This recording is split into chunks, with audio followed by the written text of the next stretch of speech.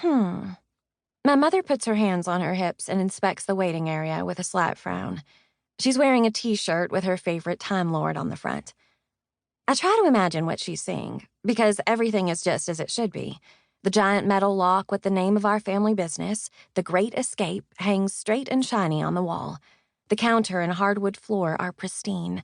T-shirts and keychains and water bottles saying, "We Great Escaped, wait in stock bins."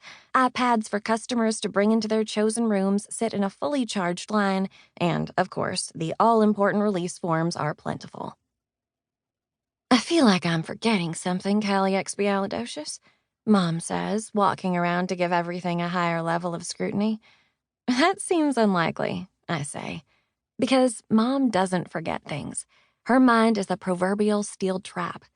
If you want to know how Bletchley Park broke the Enigma code during World War II to help defeat the Germans, or the names of the key people who worked on the team, it wasn't just Alan Turing, she can recite the answers without pause.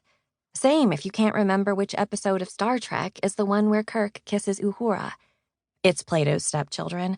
I'm not even that into classic TV, but I inherited her legendary affinity for collecting random pieces of knowledge. Though I do my best to make mine even more obscure. I'm particularly drawn to occult factoids, historical ghost stories, every single era of witch burning, famous grimoires for 1,000, Alix. I'm your girl. No, she's not forgetting anything. I know exactly why Mom is postponing her departure. She's freaking herself out about leaving. I understand. I'd be doing the same thing. I also inherited her predisposition to hermit in my favorite places and trust new people slowly, when I end up trusting them at all. A big event filled with strangers? Speechifying in front of them? Nightmare territory. It'll be fine, I tell her. Go. You don't want to be late. This is a big deal. Mom's frown melts away, replaced by a cocky grin. It is, isn't it? Huge. I sweep out my arms. Planet-sized.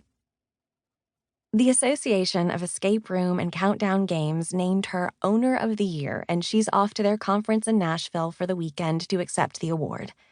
Meanwhile, I volunteered to hold down the fort with the, in my opinion, unnecessary, help of my older brother, Jared. We're the best escape room business in the country. I help Mom write and run the games and find all our props in my copious spare time. Yes, it's decently copious. I graduated from college in the spring with a history degree, only to discover that there are no jobs for someone with my specialty. We've all decided being doomed to repeat history is fine, I guess. I'll admit I'm flailing a bit. School wasn't much of a challenge for me, well, ever. The read all the books thing. I can even adequately math. Adulthood seems to require different skills, ones I didn't realize I needed. I'm also single. Apparently, relationships require different skills, too. Still, Mom says, and her frown returns. I was hoping Jared would show up before I left. I'm sure he's on his way, I say.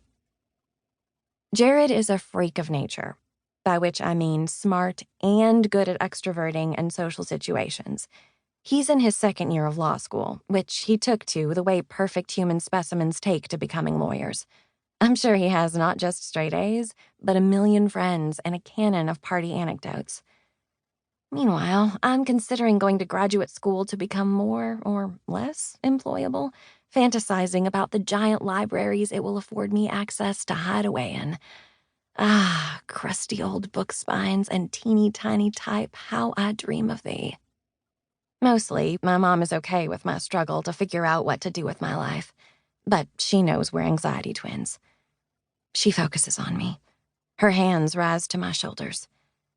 Callie, you're going to do great this weekend, she says, sensing my secret nerves that I'll manage to mess this up. Everyone on the books is routine. The odds a tricky situation will come up are low. Jared will be here, but I don't have to go. It really will be fine. When that doesn't seem to convince her, and I can practically hear her anxious nature telling her to stay home and skip the awards, I fall on the sword of my pride. And you're right, Jared will be here anytime. Okay, She squeezes my shoulders, then lifts her hands away as the tone of the door opening sounds. Call me if anything happens.